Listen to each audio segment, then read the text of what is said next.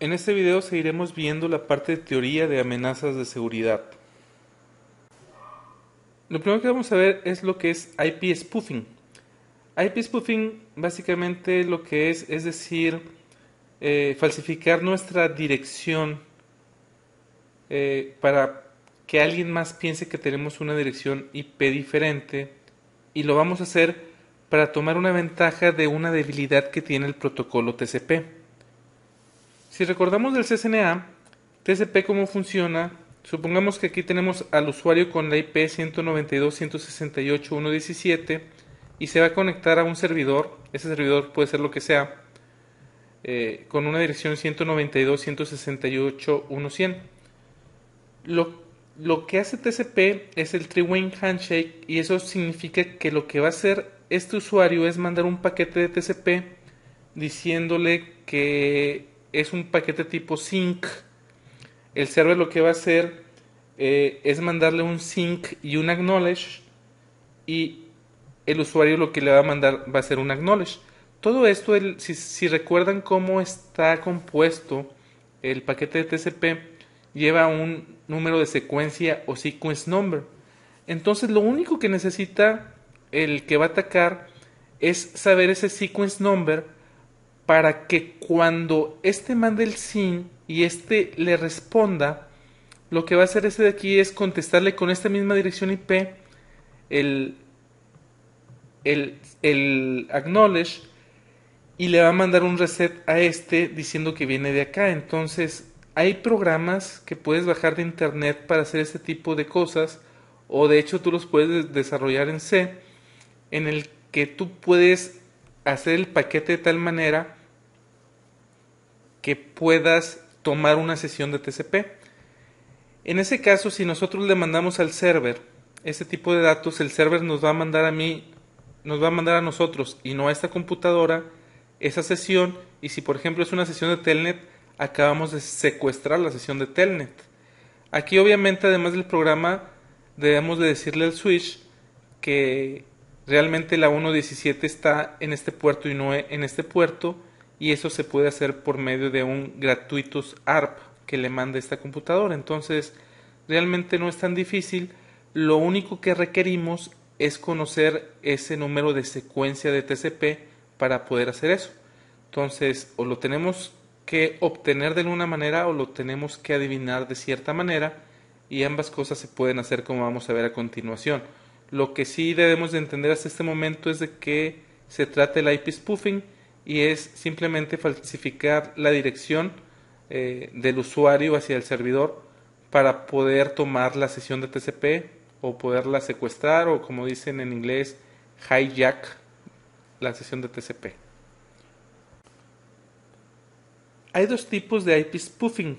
El que se llama non-blind spoofing, que es el que no es ciego, y es cuando estás en la misma subred. Entonces, si estás en la misma subred que el destino, es decir, el servidor, puedes usar un sniffer para poder obtener el número de secuencia de TCP, y ya teniendo el número de secuencia de TCP realmente puedes robarte esa sesión.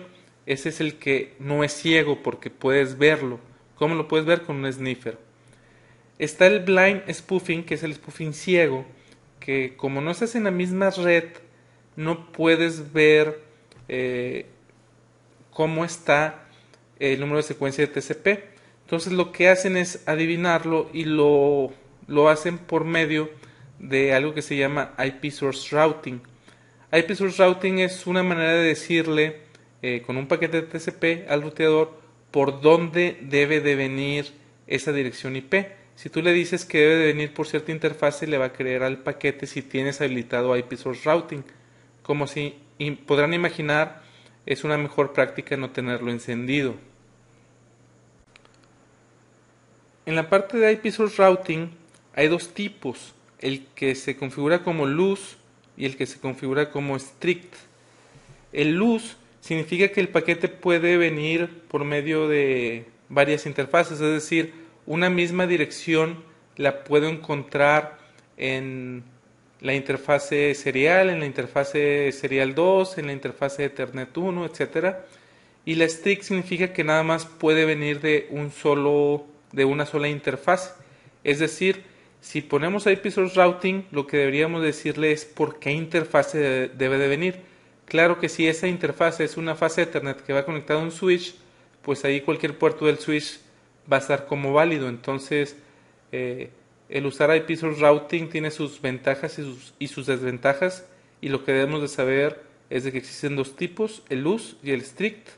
Y como les comentaba, el loose significa que una dirección IP la podemos encontrar por varias interfaces, y la strict significa que solamente por una interfase. Otro tipo de ataque que existe es el que se le llama Man in the Middle Attack, que significa el hombre en medio. Y básicamente este tipo de ataque significa que alguien está escuchando el tráfico que está pasando por nuestra red. Entonces podemos encontrar que pueden, como ya les había comentado en el video anterior, que pueden usar un hub y un sniffer, o pueden usar un switch, configurar un puerto como span, ese puerto que está configurado como span, poner el sniffer ahí y van a escuchar todo el tráfico. Entonces, IP spoofing puede generarse gracias a un ataque de Man in the Middle, porque en un ataque de Man in the Middle se puede obtener la secuencia de TCP, y de esa manera ya poder tomar una sesión de TCP como tal. Entonces ese tipo de ataque no nada más es para el IP spoofing, se puede tener otro tipo de ataques con el Man in the Middle attack.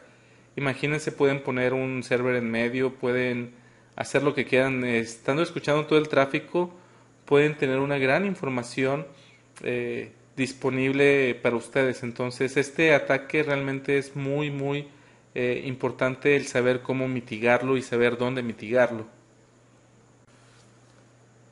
¿Cómo podemos mitigar un ataque de IP spoofing? Esta parte en particular sí la vamos a ver cuando veamos las listas de acceso. En el módulo de las listas de acceso vamos a configurarlo, pero les adelanto que es por medio de listas de acceso. La parte del blind spoofing, es decir, cuando no estás en una misma subred y tú dices que tu IP está en esa red, tú lo que puedes hacer es una lista de acceso para decir que no vas a aceptar tráfico de tu red interna. Un poco más claro, imagínense que su red interna es la 192.168.1.0/24. Eso quiere decir que si eso está configurado en la faz Ethernet, la 192.168.1.0, eso significa que jamás puedo recibir tráfico de la 192.168.1.0 por la serial que va hacia Internet. Finalmente, la 192.168.1.0 es mi red interna, y es imposible que alguien en Internet tenga esa dirección interna a mí. Entonces lo que haces es poner una lista de acceso para decir que si viene un paquete diciendo que viene de esa red pero viene por Internet, obviamente no le voy a creer y voy a tirar ese paquete. Entonces las listas de acceso es la mejor manera para mitigar el spoofing que es ciego, es decir, cuando no están en la misma subred. Cuando están en la misma red, lo que hay que hacer es encriptar el tráfico entre lo que queremos estar protegiendo. Esto no puede ser tan fácil o tan práctico en algunas ocasiones, pero si realmente es muy importante la información que estamos accesando en ese servidor, por ejemplo, entonces sí deberíamos de tener algo de encripción ahí, y aunque alguien esté tratando de secuestrar la sesión de TCP, aunque tenga un sniffer, lo único que va a ver es algo encriptado que no le va a servir de nada. Y la otra es tener autenticación criptográfica, que es otra manera para poder mitigar cualquiera de los dos ataques, ya sea el blind spoofing o el non-blind spoofing. Como les comentaba en el video anterior, lo que nos interesa es tener confidencialidad de los datos, tener integridad de los datos y tener también la disponibilidad de los datos. Aquí podemos ver los ataques comunes de confidencialidad. Uno del que ya habíamos platicado es packet sniffing, que es poner un sniffer en la red y estar viendo todo lo que está pasando por ahí. El port scanning o escaneo de puertos, que también ya lo habíamos platicado, que no es otra cosa más que ver qué puertos están abiertos, si FTP está abierto, si Telnet está abierto, si HTTP está abierto. Algo interesante también es de que no nada más necesitas eh, saber técnicamente, sino dumpster diving se refiere a que van y buscan en los basureros información o equipo que hayan tirado que pueda tener información dentro. Entonces, eh, aquí lo más común son hojas, hojas con passwords, hojas con información confidencial. No todos destruyen las hojas antes de tirarlas a la basura y la verdad es de que sí puede haber ataques de ese tipo.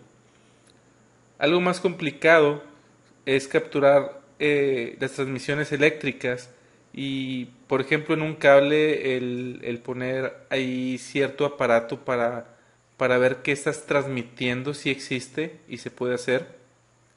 La otra es wiretapping, que no es otra cosa más que monitorear las conversaciones ya sean por teléfono o por internet. Otros ataques de confidencialidad es el de social engineering, que ya lo habíamos platicado, o ingeniería social, que es cuando alguien usa sus habilidades sociales para tratar de conseguir usuarios y passwords, que pasa, créanme que sí pasa. Otra cosa es el overt channels, y eso es cuando alguien dentro de la institución está filtrando información y aunque esté monitoreándose qué sale, a lo mejor está escondido. Overt channel es esconder información eh, de cierta manera en que aunque estén monitoreando lo que está saliendo, no se dan cuenta que están mandando información privilegiada. Por ejemplo, puede ser una foto, un archivo JPEG, pero que el que recibe ese archivo JPEG sabe que esa información, si buscan ciertos píxeles, cierta secuencia, está la información ahí escondida, ya sabe exactamente dónde buscar, cómo decodificarlo y lo puede usar. La otra muy parecida es cover channels, es decir, una C antes del overt. Y aquí también se disfraza la información que sale. El ejemplo típico es usar un ping. Entonces, puedes usar un ping diciendo que si mandas dos pings seguidos es un uno en binario, si mandas tres pings seguidos es un cero binario. Entonces, puedes mandar información que parece que son pings cuando realmente es como clave Morse. Por último, tenemos phishing, farming y identity thief. Esto no es otra cosa más que el tratar de engañar al usuario final cuando entra a una página. Por ejemplo, quieres entrar a la página de un banco y de cierta manera engañas al usuario para que entre a tu página en lugar a la del banco. Puede ser tan sencillo como cambiar su DNS para que apunte a tu servidor, cuando realmente tu servidor se ve idéntico al del banco, pero no es el del banco, o al de, por ejemplo, es muy común eso en PayPal. Recibes un correo de PayPal, o parece ser un correo de PayPal cuando realmente no lo es, y te dicen que necesitas poner tu usuario y password para checar algunos datos. Lo que hacen es realmente obtener tu usuario y password en PayPal y todo lo que tengas ahí de dinero lo pueden transferir a su cuenta. Tal vez en PayPal no sea tan fácil porque tienen candados para evitar eso, pero créanme que yo he recibido correos que parecen que son de PayPal, pero no son.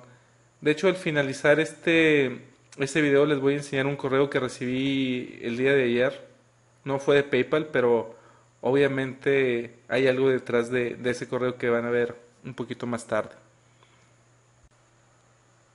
Los ataques comunes de Integrity, tenemos el que se llama Salami Attacks, y esto es de que un ataque pequeño, pero que haces muchos ataques pequeños, hacen un ataque muy grande. El típico ejemplo, que no creo que sea muy posible hacer, pero es el típico ejemplo, es cuando una persona roba de un banco un centavo a cada cliente y al final pues tienes una fortuna por nada más quitarle un centavo al cliente y a lo mejor ningún cliente se da cuenta. Eh, Otra es data diddling, que significa que estás cambiando los datos cuando alguien los está poniendo en la computadora.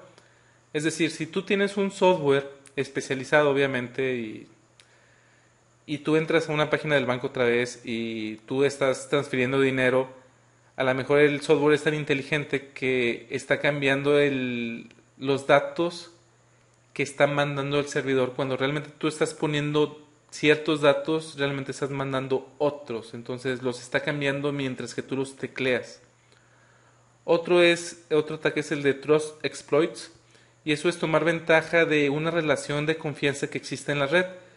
Eso era muy común, no sé si todavía porque ya no me he metido mucho, pero hace 10 años por ahí estuve muy metido con Solaris y en Solaris había un tipo de relación de confianza entre servidores. Entonces si entrabas a un servidor podías entrar a otro sin que te pida credenciales porque había una relación de confianza. Otro tipo de ataques es el ataque de password, y el ataque de password se puede hacer de varias maneras. Uno es el conseguirlos por medio de un troyano, es decir, un programa que parece que es un juego o parece que es otra cosa cuando realmente eh, está tratando de conseguir users y password. Lo que hace es capturar paquetes o que sea un keylogger. Un keylogger lo que hace es de que todas las teclas que estás tecleando se guarda en un archivo y ese archivo se manda a cierto lugar que es donde el atacante lo recibe y puede ver todo lo que tecleaste, inclusive los users y password que tecleaste en esa computadora. Está el ataque de fuerza bruta, que lo que hace básicamente es probar todas las combinaciones posibles para tratar de adivinar el password. Se va, por ejemplo, si son letras, se va A y luego A, B, AC, AD, AE, AF, etcétera, etcétera, hasta que logre encontrar el password. Eventualmente lo va a hacer. Un ataque de este tipo sí puede tener éxito, sin duda, y depende del procesador que estés usando para saber qué tan rápido lo vas a lograr o no. El ataque de diccionario es parecido al de fuerza bruta, pero la diferencia es de que el ataque de diccionario es de que hay un diccionario con los passwords más comunes y son los que prueba. Entonces es por eso que en muchos lados te dicen que tu password no debe ser una palabra que esté en un diccionario, además que debe tener letras y números, y además que debería de tener caracteres especiales como el signo de admiración o el arroba o el signo de pesos, etcétera, etcétera. El otro tipo de ataques es el de session hijacking, que es el secuestrar o el tomar una sesión. Era como lo que veíamos en IP spoofing.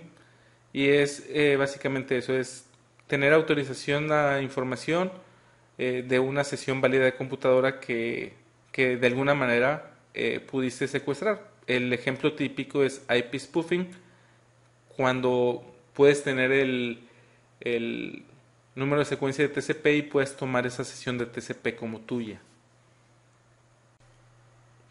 Por último tenemos los ataques de disponibilidad. El primero que vemos son los botnets. Esto está muy de moda, créanme. Y no son otra cosa más que robots de software que corren de manera autónoma y automática en una computadora. Y eso también es conocido como un ataque de confidencialidad. ¿Se acuerdan que les decía que al rato les iba a mostrar un correo? Ese correo seguramente lo que va a hacer si entro a un link que viene ahí es instalarme un botnet. ¿Qué es lo que hace un botnet? Es un software que corre en tu máquina y el botnet como tal no hace nada, absolutamente nada, solamente está corriendo. Ahora bien, las personas que hacen los botnets venden el que puedas instalar software donde está tu botnet. Es decir, si una persona que hace el botnet puede infectar a 10.000 computadoras o a 100.000 computadoras o a 1.000.000 de computadoras, esa persona dice, bueno, tengo 1.000.000 de computadoras disponibles para que tú instales el software maligno que tú quieras. Entonces, lo que hacen es venderlo y no lo venden, entre comillas, tan caro.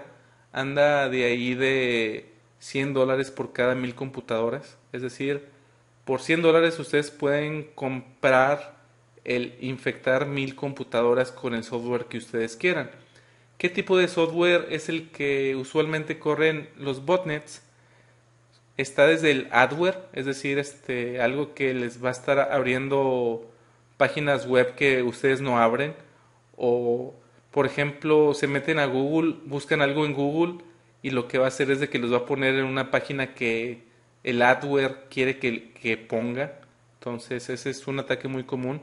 Otros ataques más sofisticados o más intrusivos, por decirlo de alguna manera, hubo uno muy famoso en el que el software hacía que tu CD se abriera de tu computadora, es decir, tú estabas trabajando normalmente y tu CD se abría. Entonces, además de eso, te aparecía una pantallita de vez en cuando y decía, si tu CD se está abriendo automáticamente y de manera de que tú no quieras que pase y pasa, significa que tienes un virus. Pero no te preocupes, entra a esta liga, compra este software y te quitamos el virus. Solamente te cuesta $20. Eh, Ese en particular fue muy sonado hace tiempo y la persona que lo desarrolló ese software estaba ganando bastante dinero. Eh, las estadísticas dicen que el 10% de las personas que tenían ese problema compraron el software y creo que hizo como 5 millones de dólares en un año con ese y otros programas parecidos. Entonces, como les comentaba, pues finalmente lo que buscan es dinero. Otro tipo de ataques de disponibilidad es el DOS o Denial of Service, en el que, como les comentaba, el caso que quieren hacer es mandar bastante tráfico a cierta red para que no pueda dar servicio. Está uno más avanzado que es el DDoS, que es el mismo pero distribuido, y eso quiere decir que no es nada más una persona la que está haciendo el ataque, sino son muchas. Entonces, imagínense que alguien quiera que un servidor esté abajo. Pues puede ser muy sencillo el hacer un ataque distribuido si vas con el que hizo un botnet y le dices al botnet, al que hizo el botnet, pues pásame el millón de computadores que tienes, te doy, no sé, $1,000, $10,000, y les instala un software que le mande un ping a cierta página a cierta hora en particular. Entonces vas a tener a 1 millón de personas que ni siquiera saben que están atacando, pero lo están atacando a una red en particular. Entonces, como se pueden imaginar, no es tan difícil cuando alguien quiere hacer daño el hacerlo. Las herramientas están ahí. Otro tipo de ataque es el SymFlood y lo que hace es también un tipo de denial of service. Si recuerdan otra vez en el CCNA de cómo trabaja TCP, es de que primero manda un paquete de sync. Entonces lo que hace el servidor es de que deja esa sesión abierta. Obviamente un servidor tiene memoria finita y no puede tener tantas sesiones abiertas al mismo tiempo. Entonces, otra vez, si mandas 1 millón de requisiciones de sync, no va a poder tomar las demás y entonces los demás que quieran entrar no van a poder. Por ejemplo, si es una página web y mandas un sync al puerto 80, pero nada más mandas el sync y nada más, ese sync se queda abierto y si mandas 1 millón de syncs se van a quedar abiertos ese millón de syncs y si alguien más quiere entrar a esa página ya no va a poder porque el servidor ya no puede con tantos requerimientos. La verdad es de que este tipo de ataques no es tan sencillo el que puedas detenerlos, si hay maneras, pero realmente la manera más barata es agregar más servidores. Yo les apuesto que Google tiene más de 100 servidores en todo el mundo y si uno tiene todos los requests lo va a mandar a otro y lo va a mandar a otro y lo va a mandar a otro. Entonces realmente la manera más sencilla contra este ataque es tener más servidores. Y finalmente, como todos sabemos, la tecnología va avanzando a pasos agigantados y el procesador está avanzando también bastante rápido, entonces la memoria también, etcétera, etcétera. Es mucho más barato comprar servidores muy grandes que hacer cualquier otro tipo de defensa contra este tipo de ataques. Otros ataques que tenemos es el ICMP Flood, que es parecido al sync, pero lo que manda son paquetes de ICMP como pings. Hay un ataque en particular que se llama Smurf Attack y lo que hace es de que manda un ping a una subred eh, para que todos los de esa subred le respondan. Por ejemplo, eh, manda un ping a la 255, que es el broadcast, entonces todos van a contestar y el que están atacando es el que está mandando el ping, ¿verdad? Pero ¿qué pasa si el que manda el ping dice que es otra dirección? Recuerden que podemos fácilmente falsificar nuestra dirección IP, entonces yo digo que google.com es el que está mandando el ping, lo mando a esa red, entonces todos los que están en esa red van a mandar un ping hacia google.com. En la vida real, la verdad, el Smurf Attack ya no hay de qué preocuparse, antes sí, porque por default estaba habilitado lo que se llama Directed Broadcast, IP Directed Broadcast en los routers. El día de hoy está deshabilitado por default y la verdad es de que no hay ninguna buena razón para habilitarlo, porque al habilitarlo puedes tener ese tipo de ataques. Lo que hace el Directed Broadcast es de que si viene una requisición de que toda la subred tenga que contestar todo lo que está ahí adentro, es un broadcast dirigido, lo niega el router simplemente. Entonces, ese tipo de ataques sigue apareciendo en los exámenes, lo van a encontrar en el CCNA de seguridad, si van por el CSCP lo van a encontrar ahí, si van con el CCI de seguridad lo van a encontrar ahí, pero la verdad de las cosas es que en la vida real ese ataque ya no es común, ya es casi imposible encontrártelo.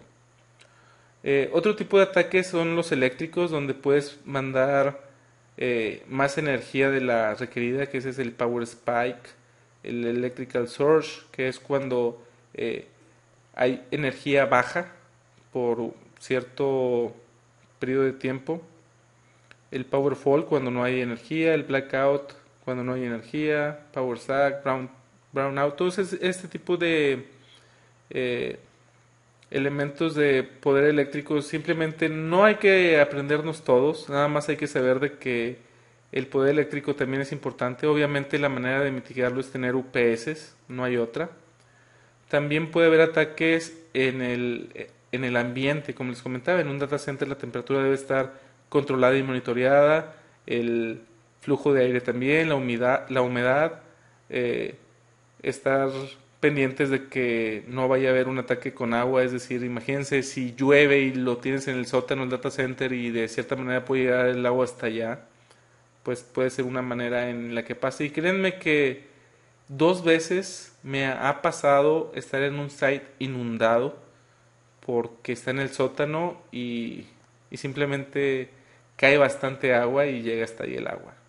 Y también estar monitoreando de que no haya gases que no deba de haber en un data center. ¿Cuáles son las mejores prácticas para evitar todos estos tipos de ataques? Obviamente no lo vamos a poder controlar todo, pero las mejores prácticas dicen que tenemos que tener los parches al día. Con esto nos vamos a evitar cualquier troyano o cualquier tipo de botnet. La verdad es de que cuando sale un botnet, por ejemplo, y que haya un parche o que un antivirus lo pueda detectar, pasan varios días. Pueden pasar hasta 10 días para que McAfee se dé cuenta y desarrolle algo en contra de eso. Entonces, no crean que por tener un antivirus ya estemos protegidos. No estamos protegidos a lo que le llaman el día cero, que es el día cuando sale. Antes que no había internet y que como quiera había virus, el día cero no era tan importante porque de aquí a que te llegara el virus por medio de un disco no era tan rápido, pero ahora el día cero con internet la verdad es de que es muy importante el tener en cuenta que aunque tengas los parches del día y que tengas el antivirus del día, puede que vaya que te infectes. Otra mejor práctica es apagar todos aquellos servicios y puertos que no necesites. Por ejemplo, en un router no tienes que tener habilitado el puerto 80 si no utilizas SDM. Y de hecho SDM lo puedes correr en otro puerto. Si no vas a utilizar FTP, apágalo. Si no vas a utilizar HTTP, apágalo. Si no vas a utilizar Telnet, apágalo. Entonces, todos los puertos y servicios que no sean necesarios, tienes que apagarlos. Otra es usar buenos passwords. Eh, Más de una ocasión con los clientes me he topado que su password de enable es Cisco. La verdad es de que más de una vez, muchas veces. ¿Cuál es un password fuerte? Aquel que tiene números, letras y algún carácter especial por lo menos. Cambiar los passwords seguido. eh, Controlar el acceso físico. De nada te sirve que tenga los passwords seguidos si alguien puede hacerle un password recovery. Cuando nosotros estamos analizando una página web, el, el que nosotros pongamos campos para que nos puedan mandar información puede ser peligroso si no está validado exactamente lo que tiene que venir ahí. Si no sabemos eh, que debe ser validado, lo mejor es no ponerlo. Si en ese campo que pides información se pone ciertos caracteres que van a la base de datos, te la pueden destruir o te pueden poner código en tu página web. Es común, créanme que es común el día de hoy que en una página web en la que tú pidas información, un hacker pueda poner código para que en tu página web se corra un script cada persona que entre. Y ese script, por ejemplo, es ir a otro site y instalarte un botnet con un script. Eso pasa el día de hoy y bastante. Otra mejor práctica es hacer los backups y hacer pruebas de que realmente lo que estás haciendo backup esté bien. Educar a tus empleados acerca de la ingeniería social, es decir, no vayas a pasar users y passwords a nadie por teléfono, sea quien sea. Si es una persona que tú conoces, bueno, está bien, pero siempre y cuando sepas que está en soporte técnico, por ejemplo, no se lo vas a dar a cualquier persona. Otra es encriptar los datos que realmente sean importantes. Otra es ponerle password a los datos que son importantes. Eso puede ser para accesar un servidor o accesar un disco duro o lo que sea. Tener seguridad en hardware y en software. Hablando de hardware es tener ASAs, que es el firewall de Cisco, IPS. En software tener listas de acceso en los routers, etcétera. Y algo muy importante es tener una política de seguridad por escrito para que lo tengan todos los empleados, el saber qué pueden hacer, qué no pueden hacer. Y esta política de seguridad debe de ser dinámica, es decir, no es hacer una política de seguridad y se queda ahí por siempre. Finalmente los ataques van evolucionando y como van evolucionando los ataques, tú tienes que evolucionar tu política de seguridad. El System Development Lifecycle es la guía de Cisco de mejores prácticas de cómo se debe de tener el ciclo de ciertos elementos de red hablando de seguridad. Eh, Desde que lo adquirimos o desde un poquito antes, desde la planeación de adquirirlo, el adquirirlo, implementarlo, operarlo y después deshacernos de él. Esos son los 5 pasos que nos dice Cisco que deberíamos de seguir. Es decir, initiation, que es antes de comprar el equipo. El número 2, que es cuando lo compramos. El número 3, que es cuando lo implementamos. El número 4, que es la parte cuando ya está implementado y se opera y se mantiene. Y la número 5 es de cómo nos debemos deshacer de él. Eh, en la parte 5 me gustaría que Cisco dijera se lo mandan a Raúl Velázquez para su lab, pero la verdad es de que no es así. La parte de iniciación del SDLC, como también se le conoce, primero es categorizar la seguridad. Y básicamente lo que es saber qué es lo que puede pasar si existe una brecha de seguridad en un componente de red, qué tan severo podría ser. Después se hace un análisis preliminar de riesgos y esto es a muy alto nivel, como dice ahí, high level overview es a muy alto nivel, qué es lo que se requiere de seguridad para poder proteger a ese elemento. Si es algo que no tiene mucho riesgo, igual no requiere de tanta seguridad. Si es algo muy importante, el riesgo de que haya una brecha de seguridad es muy alta, entonces deberíamos de tener más seguridad en él. Entonces, esta parte es de diseño, como pueden ver. En el segundo paso, que es ya cuando se adquiere y se hace el desarrollo, tenemos los siguientes puntos a considerar. El primero es hacer un assessment de riesgo, especificar los requerimientos de protección, lo que les comentaba, pero ahora no a alto nivel, sino ahora a bajo nivel, ver cosas más específicas, hacer algo más real, hacer algo más a bajo nivel, con más detalle. Después es hacer el análisis de requerimientos funcionales de seguridad, es decir, qué requerimientos se requieren para que ese sistema esté realmente seguro. El siguiente paso es asegurarnos que exista evidencia que los recursos de red estén protegidos como dijimos que deberían de estar protegidos, es decir, el requerimiento dice que debería estar protegido de cierta manera. En esta parte lo que vamos a hacer en el Security Assurance Requirements Analysis es asegurarnos de que realmente vaya a estar protegido como dijimos que lo iba a estar. La siguiente parte es considerar costos, tener consideraciones de cuánto nos va a costar el mantener eso seguro, y eso va a incluir hardware, las aplicaciones, cuántas personas lo van a estar administrando, cuánto ganan esas personas, el entrenamiento si es que se va a requerir. Después en sí sigue lo que es el diseño de cómo los controles de seguridad van a ser diseñados y van a ser desarrollados e implementados. Es el plan de la implementación. Finalmente, debemos de desarrollar la manera en la que vamos a probar y evaluar si realmente lo que implementamos está protegido. En la parte de implementación, lo primero que tenemos es la parte de inspección y que aceptes que ya está todo implementado. Es decir, la instalación y todos los requerimientos funcionales son verificados. Después lo que sigue es la integración del sistema. Es decir, vamos a ver si el nuevo elemento de red que pusimos realmente se integró con todo lo que ya teníamos en la red. Por ejemplo, si el nuevo sistema es telefonía, vamos a ver si realmente está integrado bien con toda la red, calidad en el servicio, que esté encriptado lo que debe ser encriptado, etc. La otra parte es la certificación de seguridad, es la tercera que vemos aquí, y básicamente es verificar la operación de todos los controles de seguridad.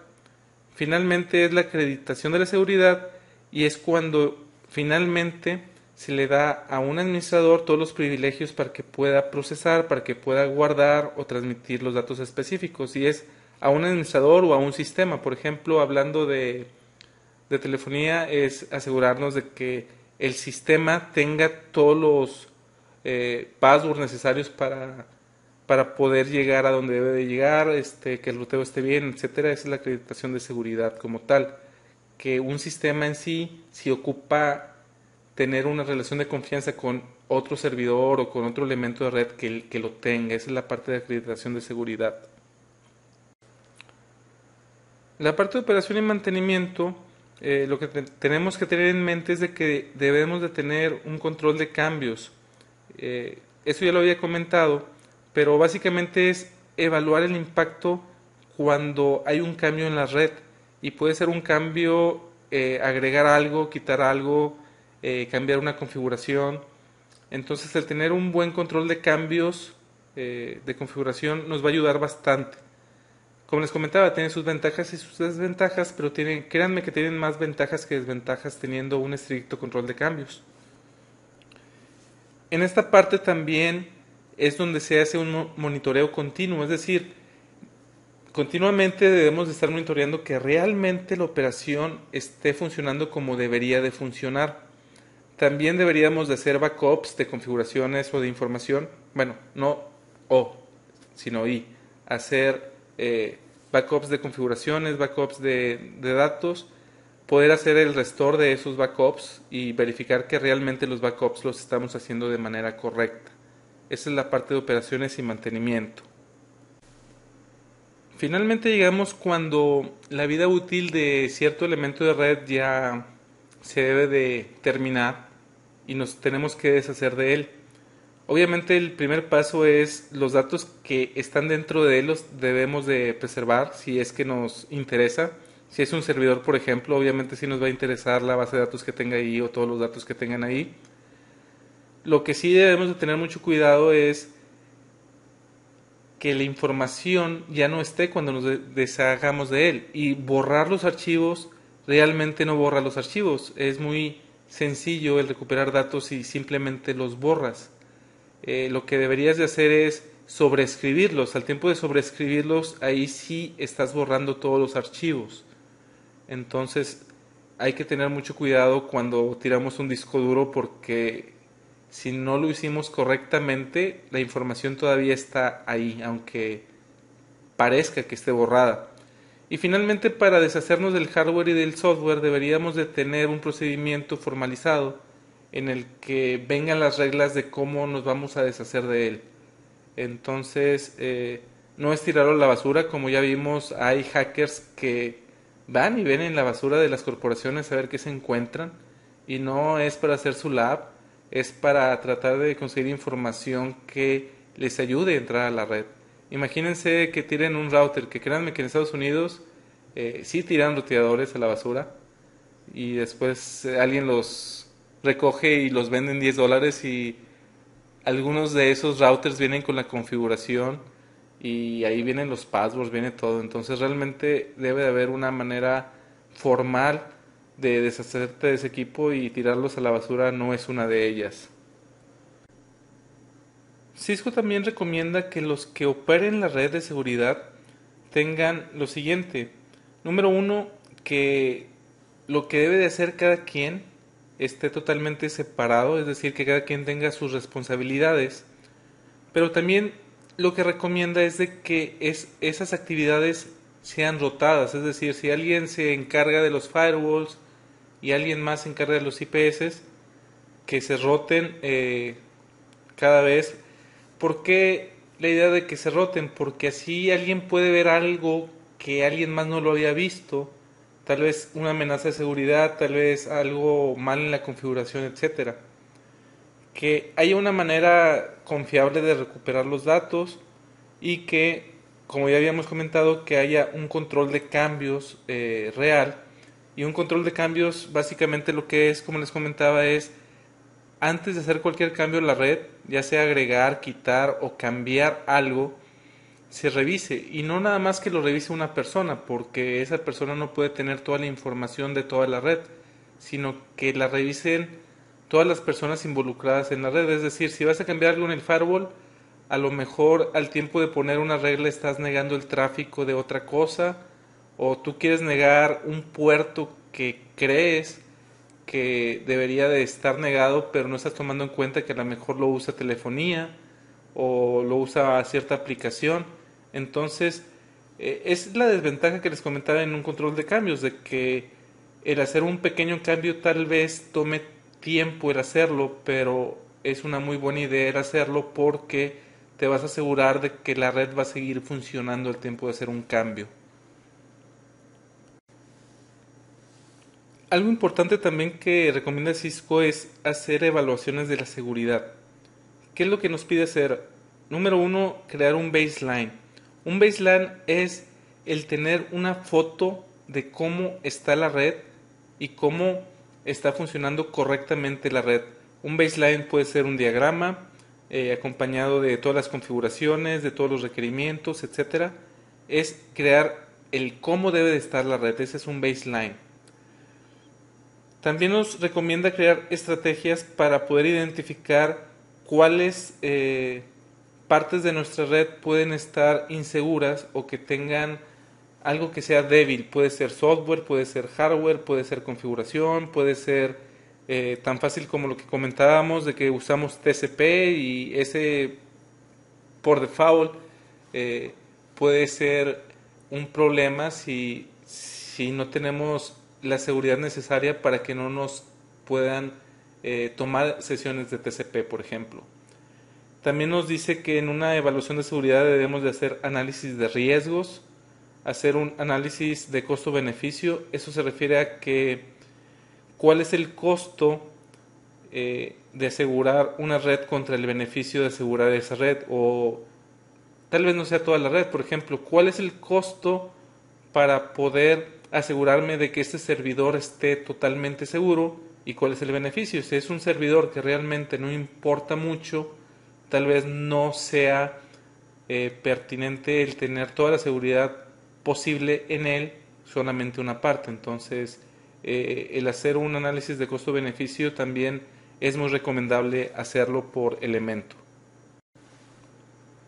Una manera muy sencilla de evaluar la seguridad en una red es sencillamente eh, ser como un hacker, hacer lo que hace un hacker para ver si lo hace un hacker va a obtener información o no. Entonces, lo primero que podemos hacer es escanear los equipos para ver si hay IP address activas, que es lo que hace un hacker, lo que habíamos platicado, hacer un ping a ver quién nos contesta y luego a quien nos contesta hacerle un scan de puertos TCP para ver qué servicios están abiertos. Eh, Después de que ya sabemos cuáles están abiertos, saber si hay vulnerabilidades en esos puertos, usar utilidades de password cracking, que finalmente lo van a usar los hackers o crackers. Entonces, el hacerlo nosotros mismos nos vamos a dar cuenta si nuestros passwords están seguros o no. Estar revisando los sistemas y los logs de seguridad que puedan arrojar. Tener antivirus y realmente usarlos, es decir, hacer scan de virus en los servidores y en nuestras PCs para saber si no tenemos algún problema, hacer pruebas de penetración, que es todo lo anterior, y tratar de entrar a nuestros mismos sistemas.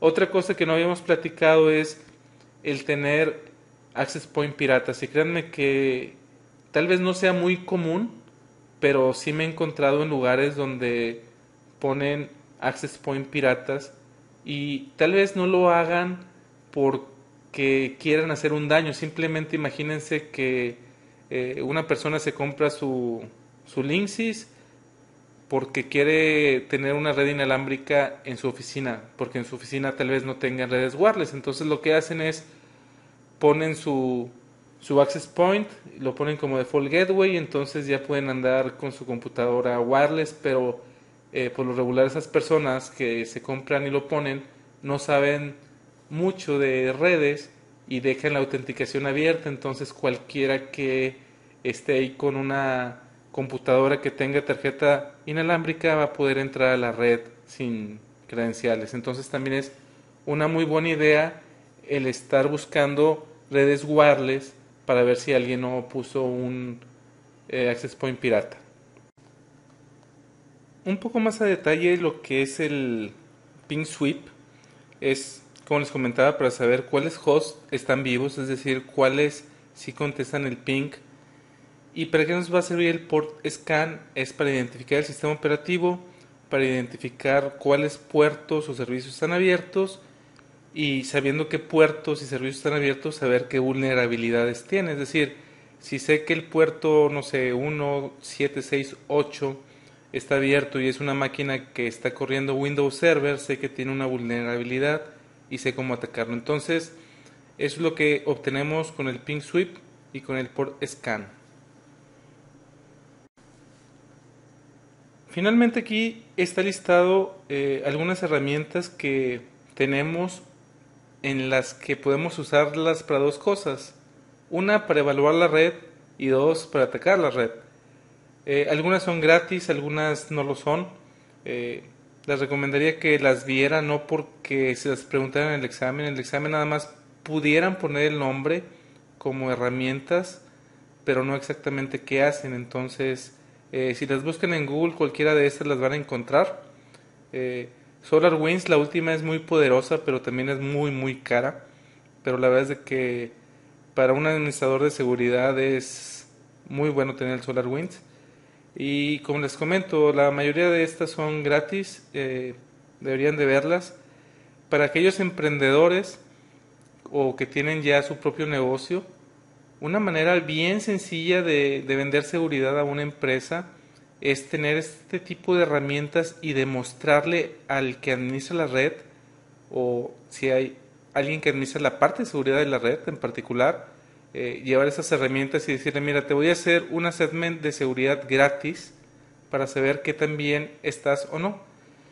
Y si sale algo, pues es bien fácil de que lo convenzas de que te compren, ya sea servicios en cuanto a configuración o productos en sí.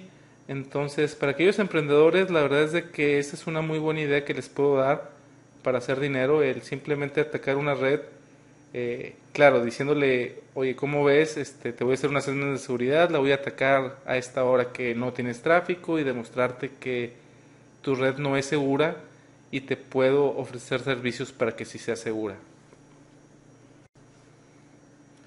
Con esto terminamos esta segunda parte de teoría, todavía tenemos más por venir.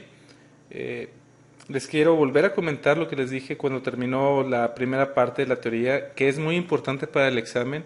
Realmente todo lo que vimos es parte del examen. Nos pueden preguntar cualquier cosa que vimos en esta casi hora, puede venir en el examen. Otra vez ahí está mi correo para cualquier cosa, igual los foros de NetLearning. Y como les había prometido, les voy a enseñar el correo que me llegó el día de ayer. Este es un correo que recibí el día de ayer. Si vemos quién lo manda, dice Hallmark eCards. Y sí parece que lo manda Hallmark eCards. Dice e-cards@hallmark.com. La fecha es la fecha de ayer. Y lo mandan a raulvelazquez@netlearning.com.mx.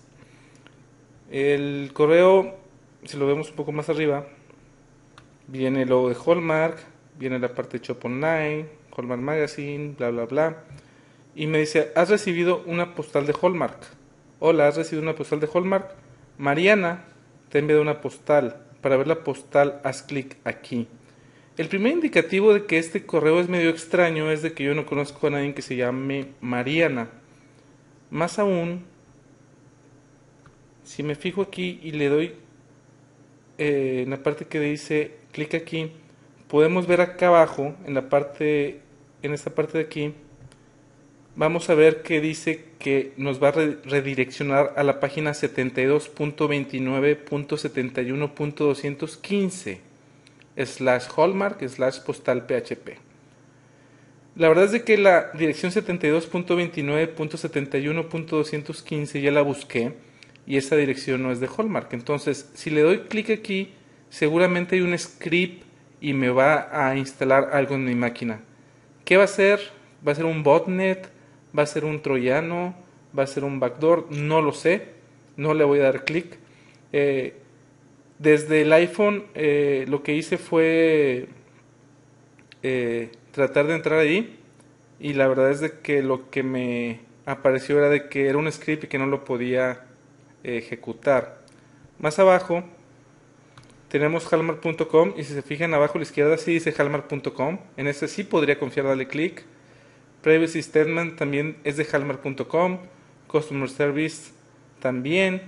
Y Store Locator, ahí no estoy seguro. Pero lo que sí estoy seguro es de que este de aquí y este de acá me van a llevar a un lugar donde me van a instalar algún software. Ahora, esto no nada más puede aparecer en correos electrónicos, es común también el encontrarlo en el Messenger. El Messenger simplemente lo que puede hacer es el que alguien que conozcas te mande una liga cuando realmente esa persona no te la mandó, simplemente se manda automático. Eso es bien común también. La ventaja, entre comillas, que tenemos los latinos es de que la mayoría de las veces lo mandan en inglés y estás hablando con alguien en español y te mandan una liga en inglés. Te dicen un mensaje como, mira, entra a este link donde vas a ver edecanes de Argentina o algo así. Y si le das clic, lo que va a pasar es de que o te va a instalar un botnet, o va a ser un virus, o va a ser un troyano, o va a ser algo. Entonces tengan mucho cuidado en ese tipo de correos cuando reciban tarjetas o cuando les manden links, etcétera. Verifiquen realmente a dónde están entrando.